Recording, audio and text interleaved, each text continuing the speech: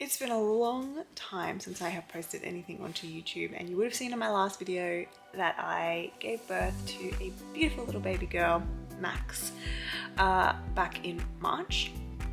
So it has been almost a full year since I've actually posted on YouTube, and you would have seen in the video, yeah, it wasn't the easiest of pregnancies, but I'm so happy that she's in our lives. It's just best feeling, and I've just been soaking up the newborn bubble. But we are back, and we are doing 75 hard again. Yeah, fourth time. You're probably thinking, really? Again? Why? Well, I actually enjoy the challenge, and the reason I stopped last time was I had a couple of fun life things happen. So my friend Whitney and I started our own production company, and we went to Melbourne in June for a weekend, and we actually got upgraded to business class, which included alcohol and food, and it was an opportunity that I didn't want to pass up the full experience of, and because one of the rules obviously is no alcohol.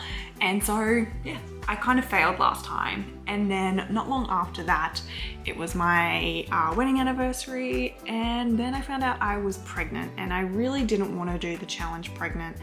And pregnancy actually was a really great thing for me in regards to food, because it just changed my relationship.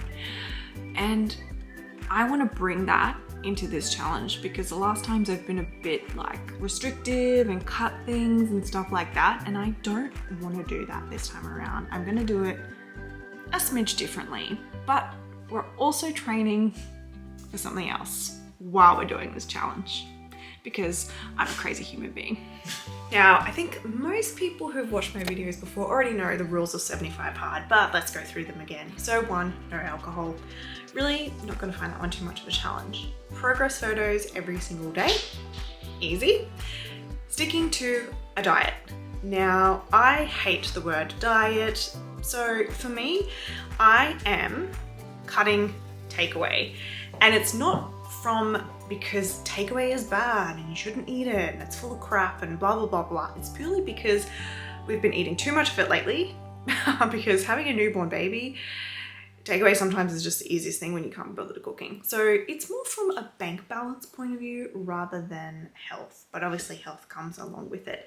Now, I am doing an exception to this rule because I feel like that's fair. I am allowed to have takeaway sushi because I gave up sushi for almost an entire year while I was pregnant, and I'm really not willing to do that for another 75 days. So sushi I am allowed to have, but everything else from a takeaway point of view, no. No McDonald's, no KFC, no Thai food, no Mexican, no Guzman, home cooked meals, except sushi. And the other exception I'm going to make is if I am dining in, like if I'm at a restaurant, because we're coming up to, in our lives, a lot of birthdays. So there are going to be quite a few dinner outings. Now, with that, I'm just going to make great choices, healthy choices. So yeah, that is what we're doing for our diet.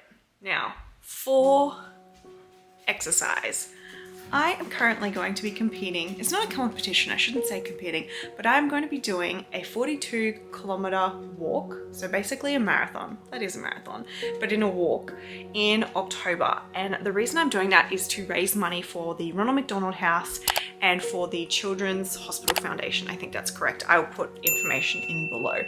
But I'm raising money for them because I don't want to go into too much detail because this is not my story. It's our daughter's, but we relied heavily on Ronald McDonald House when she was 8 days old.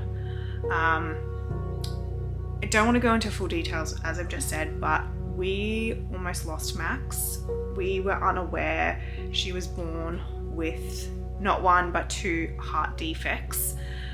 She was in the ICU for 16 days and then in the hospital for a month. And we were just so grateful that we were able to stay literally within Ronald McDonald House that's in the actual children's hospital here in Brisbane. We could get to her room within a minute. She was on level 4, we were on level 5. It was amazing. It was such a stressful time period in our lives, and being that close to her while she was at her most vulnerable was just, honestly, there are no words. But there are families who, we live in Brisbane. If we had to come home and drive to the hospital every day, like, while it would not have been ideal, we have capacity to do that. There are families out there who don't. They rely on staying at these charities' houses. And so I've been trying to find a way to give back, and I want to raise as much money as humanly possible for these two incredible organizations who help so many families. So I'm gonna link below. And if you can donate anything, like $1, $2, anything. If you're a business and you want to donate a huge amount, that would mean the absolute world to not only me, but many families as well. So for fitness, for training, I am training for that. So I'm going to incorporate that into my 2 45-minute workouts, which is some of the rules. Excuse my dogs, they're going crazy in the background. So we'll be training for that and including that all in these videos as well. So yeah, so 2 45-minute workouts, one of them has to be outside, which works well because I'm training for a 42K walk, which is gonna be hard, but I'm willing to do it. It's gonna be great. I'm excited. It actually like fills me with a lot of joy and excitement. So yeah, that's the exercise component. The next thing is 10 pages of a non-fiction book. As you can see behind me, I love to read. I have heaps of books. I actually have read most of these, so I did go out and buy a few new ones to read during this challenge because I do more than 10 pages. I tend to do a chapter or two because I absolutely love reading. So we are going to be reading quite a few books, and I'm actually going to share them when I am doing this challenge, give you guys a little bit of review, so then you might want to read them as well. And last but not least, water. 1 gallon of water a day. So that's roughly like 4 liters in Australia. That one is going to be a challenge. However, maybe not, because I wake up so early with the baby and different times throughout the night and in the morning that every time I get up, I'm just gonna have a drink of water. So I've got 2 water bottles. I've got a litre water bottle. I've got a 2 litre water bottle. And I also have a cup, like a 500ml cup that I've been using as well to measure my water. So that's all the rules and how I'm going to be using them, doing them, you know what I mean. But that is me for the challenge and how I'm going to be doing it this time around. I'm excited. I'm feeling really good about it.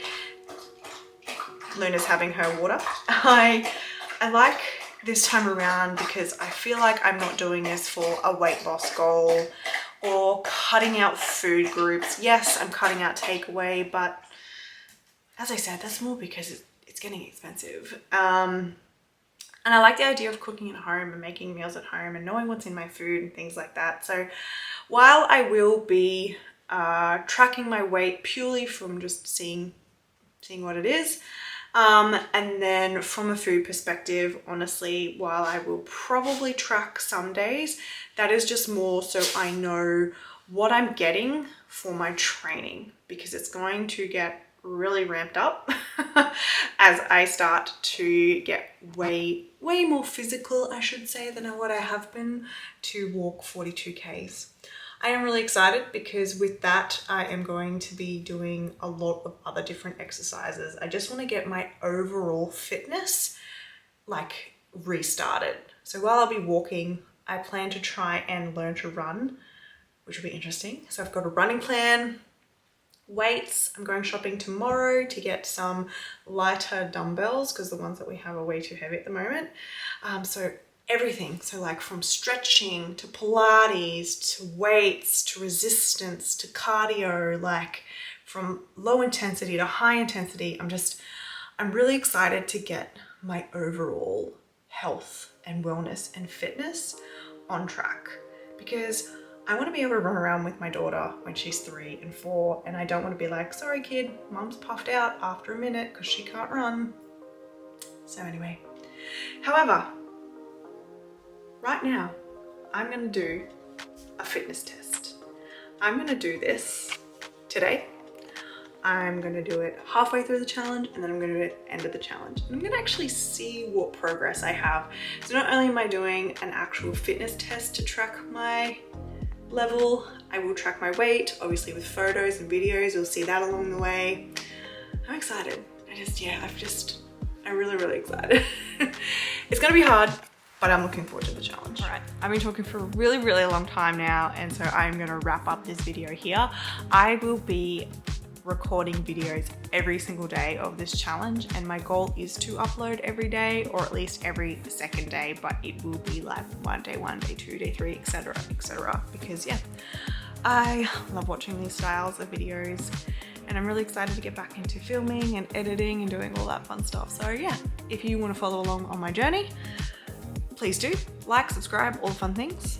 And if you can donate to my to the charities that I am doing my training and walking for, that would also be absolutely amazing, which I'll leave the link below. And if you are a business who would love to sponsor me, I would greatly appreciate that. I will leave my email address below as well, so you can reach out to me personally if you are willing and able. It would mean the world. Anyway, if you're also doing the challenge, I want to hear about it. So yeah, let's do it together. And I will see you on day one. Bye.